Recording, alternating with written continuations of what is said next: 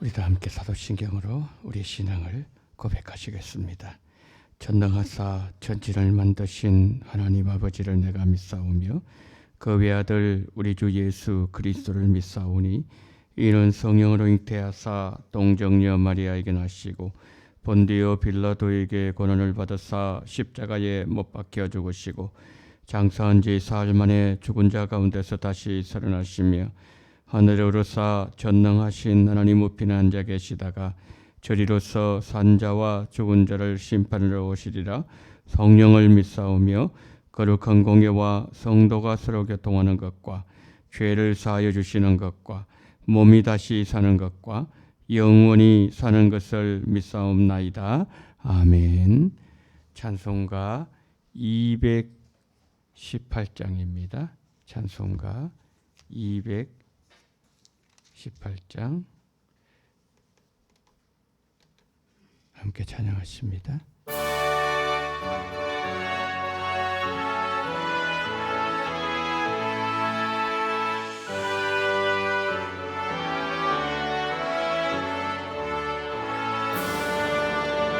내 마음과 정성을 다하여서 주 너의 하나님을 사랑하라. 내 몸을 아끼고 사랑하듯 형제와 이웃을 사랑하라. 주께서 우리에게 명하시니 그 명령 따라서 살아가리. 널 미워 해치는 원수라도 언제나 너그럽게 사랑하라.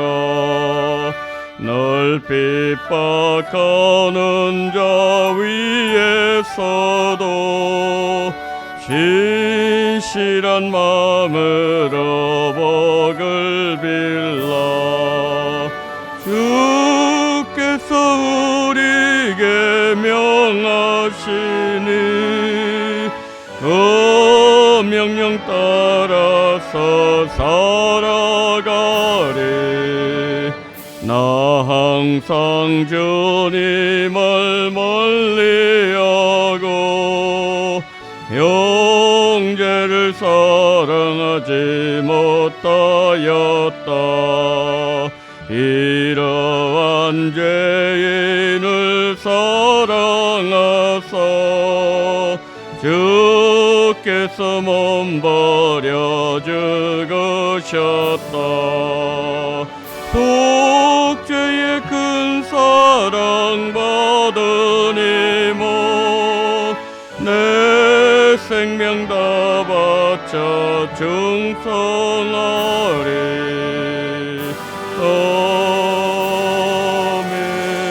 아멘. 자, 우리 하나님의 말씀을 봅니다.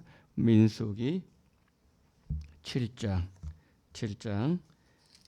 12절부터 마지막 89절까지입니다. 자, 그래서 시간이 많이 걸리기 때문에 12절부터 23절까지만 봅니다. 자, 민수기 7장 12절부터 89절 중에서 23절까지만 봅니다. 자, 우리 한 절씩 교독하십니다. 첫째 날에 헌물을 드린 자는 유다 지파 아미나답의 아들 나손이라. 그의 헌물은 성소의 세겔로 130세겔 무게의 음반 하나와 70세겔 무리의 은발이 하나라. 이 두 그릇에는 소재물로 기름 섞은 고운 가루를 채웠고 또 10세겔 무게의 금그릇 하나라.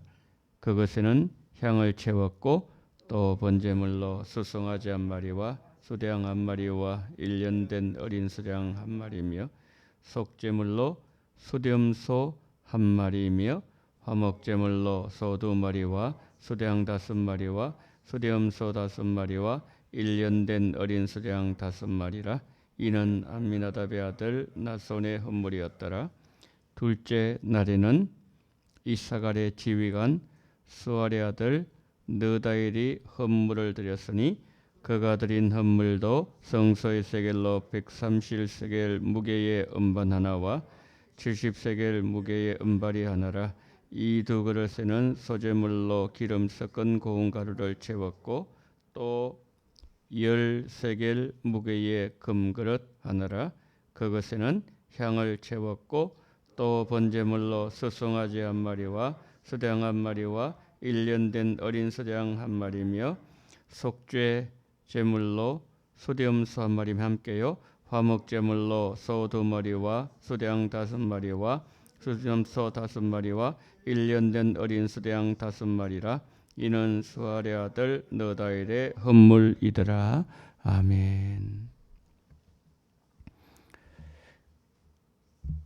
성막을 이제 봉헌해 드리면서 어제 보았던 것처럼 장막에 기름을 발라서 거룩하게 구별했습니다.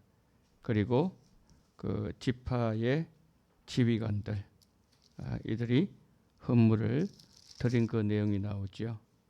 오늘은 또 그것에 연장해서 12지파의 지휘관들이 하나님 앞에 드린 헌물, 어제하고는 또 다릅니다. 이게 내용이 어제도 뭐 헌물 수레 그리고 수염 소 한 마리를 드렸다고 했지 않습니까?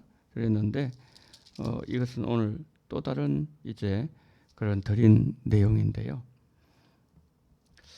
오늘 이 본문 말씀을 보시면은 여러분들이 아마 그 성경 읽으시면서 민수기 7장에 나와 있는 이 내용만큼 길게 그 내용을 그 반복하고 있는 내용은 아마도 성경에 없을 것으로 생각되어집니다. 이게 글자 하나까지 다 똑같거든요. 똑같은 그 내용을 보여주고 있는데 이 내용을 읽으면서 우리는 이런 생각을 할 수 있습니다. 이 동일한 내용들, 여러분 성경 본문 한번 보세요. 그 12절에 이제 유다 지파부터 드리지 않습니까? 아미다의 아들 나손이 드렸어요. 그리고 13절부터 17절 요 내용이 19절부터 23절, 그 다음에 25절부터 29절, 그 다음에 31절부터 35절, 이게 12번 계속 반복됩니다. 글자 하나 다르지 않아요. 똑같습니다. 그러면은 우리는 이렇게 생각할 수 있지 않습니까? 유다 지파 암미나답 나손의 요를 기록하고 그 다음에 18절에 이사갈 지휘관 느다일 나오지 않습니까? 헌물 드렸고 24절 뛰어넘어가 가지고 스불론 자손 지휘관 누가 드렸고 30절 넘어가서 르우벤 이렇게 12지파 나가도 아무 문제가 없잖아요. 왜냐하면은 내용이 똑같으니까. 그런데 이 내용을 12번 계속 반복하고 있는 여기에 제가 4가지 정도 의미를 한번 살펴보겠습니다. 첫 번째는 뭐냐면요. 우리 현대인들은 모든 것을 다 단순화하려고 하는 경향성이 우리에게 있어요. 여러분 소스를 보시고 수필을 보고 신문에 나와 있는 글 쓰는 분들의 글을 보면요. 특징이 하나 있습니다. 그것은 뭐냐면 단문이에요. 단문. 글을 잘 쓰는 사람일수록 단문을 사용합니다. 글이 굉장히 길어지지 않습니까? 그럼 집중력이 떨어집니다. 그렇기 때문에 단문 형태로 계속 이어가거든요. 사상을 쭉 이어가는데 이게 현대인들의 문학 표현 기법 가운데 하나예요. 그래서 전자산업 아주 고도 집약되어 있지 않습니까? 이게 발달된지도 모르는 거죠. 그런데 이 성경은 지금부터 3,500년 전 기록입니다. 그런데 고대 세계에서는 문학 기법 가운데 하나가 반복 기법이 있어요. 이 그 시대의 특징입니다. 그런 의미가 하나가 있고요. 아까 제가 말씀드린 것처럼 우리는 다 모든 것을 다 단순화시킵니다. 요즘 보면은 글자도요. 여러분 켈박이라는 단어 아세요? 켈박. 켈박이 뭘까요? 이 뭐냐면은 글자도 다 단순화시켜버려요. 이게 이제 공식적으로 신문에도 다 그렇게 나와요. 캘린더 플러스 박제하는 거예요. 캘린더 박제. 캘린더 달력이지 않습니까? 박제는 뭐죠? 뭐 동물 이렇게 끝까지 이제 유지하기 위해서 그렇게 만드는 걸 박제라고 하지 않습니까? 그러니까 이거는 캘린더의 달력에 내가 중요하게 생각하는 그 내용들을 저장해 놓는다 이 말이죠. 안 잊어버려. 켈박이라고 그래요. 갓생은 아시죠? 갓생. 갓, 하나님. 그 사람 그걸 만드는 거예요. 젊은 사람. 플러스 인생. 창조적이고 의미 있는 인생. 갓생. 뭐 이런 내용들.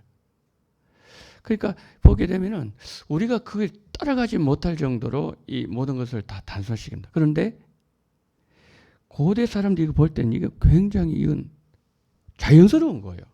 우리는 보기에 좀 줄였으면 좋겠다 이런 생각하지만은 그 사람들은 그렇게 생각하지 않는다는 게 첫 번째 그거예요. 그 다음에 두 번째는 뭐냐면 이겁니다. 지금 여기 나와 있는 이 사람들의 내용은 우리가 1차적으로 볼 때는 지금부터 3,500년 사람이지 않습니까? 여러분 이름 여기 없죠. 1차적으로 볼 때에. 우리 적용하니까 우리 이름 여기 들어가는 거지. 1차적인 의미 여기 없단 말이에요. 그렇기 때문에 우리에게 어떤 의미에서 이 성경 읽을 때 좀 지루하다. 이런 생각이 들 수도 있다 이 말씀이죠. 그런데 3,500년 전 사람을 한번 생각해 보십시오. 3,500년 그 사람들. 이 편지를 받는 그 사람들 입장에서 한번 생각해 보십시오. 여러분 지난주에 우리가 신년 감사금 들으셨어요. 이제 이번 주 주보에 나옵니다. 그럼 여러분들이 신년 감사금 명단 볼 때 뭘 보시는 거죠? 딴 사람 이름 봅니까? 아니죠. 가나다 순을 쭉 내려가면서 내 이름이 있는가 그거 보시는 거예요. 여러분 헌금을 하셨습니다. 근데 헌금을 하셨는데 다음 주일날 주보를 딱 펼쳐서 헌금란에 볼 때에 단 사람 안 봅니다. 내 이름 거기 나와 있는가? 내가 우리 아들, 우리 딸 그 헌금을 같이 했는데 우리 딸, 우리 아들 이름이 나와 있는가? 그거 본다는 거죠. 1차적으로. 자, 그러면 예를 들어서 12지파 가운데 첫 번째 나오는 게 유다 지파지 않습니까? 유다 지파 자손들이요. 이걸 볼 때 뭘 보겠습니까? 우리 지파 나왔는가? 이거 보지 않을까요? 그 다음에 그들 바친 이 내용이 있지 않습니까? 예를 들어서 이제 우리는 헌금 한 액수는 안 나오지만은 이 액수는 마찬가지거든요. 나는 소 몇 마리 바쳤는데 나 5마리 바쳤는데 왜 4마리 나와 있지? 그럴 수 있단 말이에요. 그러니까 뭐냐면은 이걸 하나하나 다 보는 거예요. 하나하나. 그런데 여러분 여기에요 특징이 하나 있습니다. 한번 보세요. 12절 한번 보십시오. 12절. 첫째 날에 누가 드리는가 하면은 유다 지파 아미나답의 아들 나손이 드렸죠. 그런데 18절 보세요. 18절. 둘째 날입니다. 이제 둘째 날에는 이사갈의 지휘관 스와의 아들 느다엘 허물. 여러분 다른 점 발견하셨나요? 다른 점 물론 사람은 다를 수밖에 없는 거죠. 아직 발견 못하셨습니까? 24절 보십시오. 24절. 셋째 날에는 스불론 자손의 지휘관 헬론의 아들 엘리압이 헌물 드렸더라. 첫째 날하고 둘째, 셋째 날하고 차이점 하나 있는데 여러분 그게 뭡니까? 우리가 성경을 자세히 보면은 지휘관이라는 단어가 없어요. 한번 보세요, 여러분. 12절 한번 보십시오. 첫째 날에 헌물 드리자는 유다 지파 아미나답의 아들 나손이라 그랬잖아요.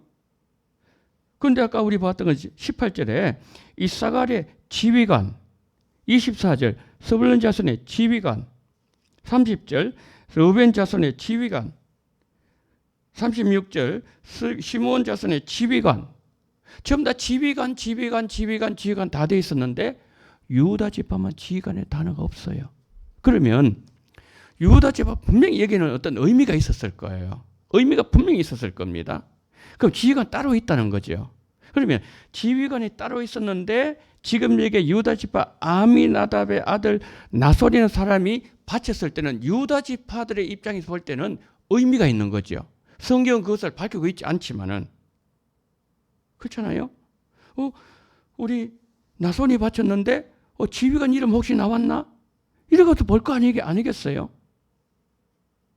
그러니까 유다 지파 입장에서 볼 때는 우리 지파 나왔네. 수레 5개 바쳤는데 소 몇 마리 바쳤는데 정확하게 기록되어 있네. 하나님 그렇게 받으셨네. 이거예요. 하나님은 우리의 모든 것도 하나 다 세는 거죠. 세 번째는 뭐냐면요. 이 12명의 지휘관이잖아요. 지휘관들 12지파 숫자 다릅니다. 경제 능력 다를 거 아니에요.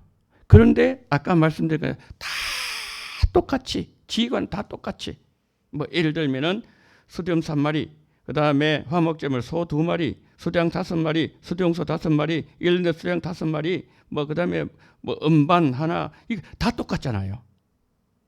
하나님은 뭘 말씀하는 겁니까? 우리에게 공동 기여, 공동 헌신, 이걸 요구하는 거죠. 여기에 부담스러운 지휘관도 있었을 거예요. 그러나 어떤 지휘관은 별로 부담되지 않는 경제적으로 그런 지휘관도 있었을 겁니다. 그런데 하나님은 왜 똑같이 문자 하나 글자 하나 다르지 않게 그렇게 요구하셨을까요? 공동 책임을 져라. 공동 기여를 해라. 내가 더 많이 했니? 너가 적게 했니? 이게 아니라 똑같이. 자, 올해 우리 교회에 기도를 깨게 하소서. 이건 공동 책임입니다. 어느 한 분이 앞에 나와가지고 그냥 대표로 이렇게 교회를 대신해서 기도하는 것이 아니라 똑같이 12지파 똑같이 하나님께서 요구하셨던 것처럼 하나님은 우리의 똑같은 헌신을 요구하신다는 거예요. 내 사정이 어떠하든지. 왜 그럴까요? 그게 공동체성이거든요. 그것이 이 땅의 교회가 가지고 있는 특징이거든요. 그래서 우리 가정, 나 자신, 주여 올해 하나님께서 우리에게 기도를 깨게 하소서. 인자 앞에 서도록 항상 깨어 있어 기도하라. 인자 앞에 서도록. 그래서 이 하나님께서 우리 교회에 주신 이 뭡니까? 1년 동안 주신 우리에게 사명인 거죠. 그것을 어느 한 사람 소홀함이 없이 하나님은 똑같이 이 일에 헌신하는 그 모습을 보기를 원한다는 거죠. 나 자신이 우리 가정이 헌신되고 우리 자녀들이 헌신되고 우리 구역이 헌신되고 우리 전도회가 우리 교구가 헌신되고 그래서 우리 원동교회가 하나가 돼서 공동 책임, 공동 기여, 동일한 하나님은 헌신을 원하신다. 그것을 세 번째로 말씀하는 거죠. 마지막 네 번째는 이거예요. 제가 이전에 잠깐 말씀드린 적이 있는데 여기에 나와 있는 이 헌신이 있지 않습니까? 여기에 나와 있는 헌신자 명단이 나와 있죠. 이 헌신자 명단이 나와 있다는 것은 그 지파에 속한 사람 이름이 다 그 속에 포함되어 있다는 의미죠. 그래서 대표로 이제 그 지휘관들이 하지 않았습니까? 하나님은 나의 헌신을 기억하십니다. 너의 헌신도 기억하고 그분의 헌신도 기억하시지만은 하나님은 나의 헌신, 나의 모든 하나님 앞에 드리는 이 모든 것을 다 하나님은 기억하시고 성경에 기록해 놓으신다. 왜 기록하실까요? 영원히 남기시라고. 우리는 헌신을 이만큼 했는데 하나님은 이만큼 했다고 이 거룩한 성경 속에 우리 이름은 지금 여기 없지만은 믿음으로 우리는 아브라함의 후손이 되었기 때문에 그 후손들이 행한 모든 것은 바로 나의 행위라는 거죠. 내가 믿음을 행했을 때 내 이름이 이 속에 뭡니까? 들어가 있다는 거죠. 그래요. 하나님은 나의 작은 헌신, 하나님은 너무 크게 봐요. 우리가요, 그렇잖아요. 그 손자나 우리 자녀들이 때로는 부모에게 용돈을 줄 때 있습니다. 할아버지가 썼어요. 할머니 썼어요. 이렇게 줄 때가 있어요. 가끔이지만은 그러면요, 그거 쓸 수 있습니까? 예? 쓸 수 있냐고요? 너무너무 귀한 거예요, 그거는. 그 아이 입장에서는 엄마한테 용돈을 받아가지고 조금 드린 건데, 그런데 할아버지, 할머니는, 부모는 그것을 작은 것으로 여기지 않는다는 거죠. 때로는 그걸 가지고 눈물을 흘리는 부모도 있고요. 야, 너 아는데, 너 그런 가운데 부모를 그렇게 생각하는구나. 부모는 의미가 다르다는 거지. 하나님 마찬가지라는 거예요. 우리 이만큼 했는데 하나님은 너는 이만큼 했다고. 하나님께서 오늘 또 우리를 격려하시고 우리를 위로하시고 우리를 다시 치열하 받는 그러한 우리 하나님이라는 것을 여기 본문에서 보여주고 있다는 거죠. 마지막으로 89절 한번 보세요. 오늘 본문의 마지막 절입니다. 89절. 민수기 7장 89절. 모세가 회막에 들어가서 여호와께 말하려 할 때에 정극의 위 속죄소 위에 두 그룹 사이에서 자기에게 말씀하시는 목소리를 들었으니 여호와께서 그에게 말씀하심이었더라. 그러면서 이제 이 모든 순서를 마치지 않습니까? 자, 이걸 보면요, 모세는 진짜 하나님 앞에 복받은 사람이라는 것을 우리에게 보여주고 있습니다. 왜요? 대제사장도 말입니다. 1년에 한 번밖에 못 들어가요. 그것도 잘못 들어가면 죽어요. 그런데 모세는 언제든지 들어갈 수 있는 거예요. 이거 보세요. 모세가 회목에 들어가서 이건 계속적인 용법이거든요. 언제든지 들어가는 거예요. 하나님께서 요구하실 때 출애굽기 25장 22절이죠. 그때 내가 너와 언약궤 속죄소 위에 거기서 만나리니 내가 너와 말하고 내가 이스라엘 백성들 이를 말을 너에게 거기에서 너에게 알려주겠다 말씀하셨거든요. 그게 지금 성취되는 거거든요. 그러니까 하나님께서 이스라엘 백성들에게 무엇을 말씀해 줘야 되겠다, 경고해야 되겠다, 격려해야 되겠다, 칭찬해야 되겠다. 그럴 때는 뭡니까? 모세를 부르시는 거예요. 그럼 모세는 들어가는 거예요. 모세는 들어갔으면 거기서 하나님의 음성을 듣잖아요. 아론이 들어가서 음성 듣습니까? 아론 들어가 떨리는 마음으로 거기서 그냥 피 뿌리고 그렇게 해서 나오지만은 모세는 뭡니까? 하나님과 교제하는, 하나님과 대면하는 아주 특별한 하나님의 은혜를 입은 자. 그 사람이 누구예요? 모세라는 거예요. 모세. 그 음성을, 목소리 음성을 듣는 거예요. 사람들 그 음성 들었을 때 이제는 정말 이 음성 들리지만 우리 죽을까 하나이다. 여호수아에서 그랬거든요. 신명기에서요. 그 음성 들으니까 그 완전히 천지를 흔드는 음성이기 때문에 너무너무 두려워서 이제는 다시는 그 음성 듣지 않도록 하나님 해줬어요. 그만큼 두려운 음성이랍니다. 그런데 하나님은 친구처럼 뭘 보여주는 겁니까? 모세는 예수님을 예표로 보여주는 거죠. 아들은 아버지에게 늘 나가시는 겁니다. 예수님 빌립 말씀하셨으면 빌립아, 너 하나님 아버지 보고 싶었냐? 나를 보면 된다.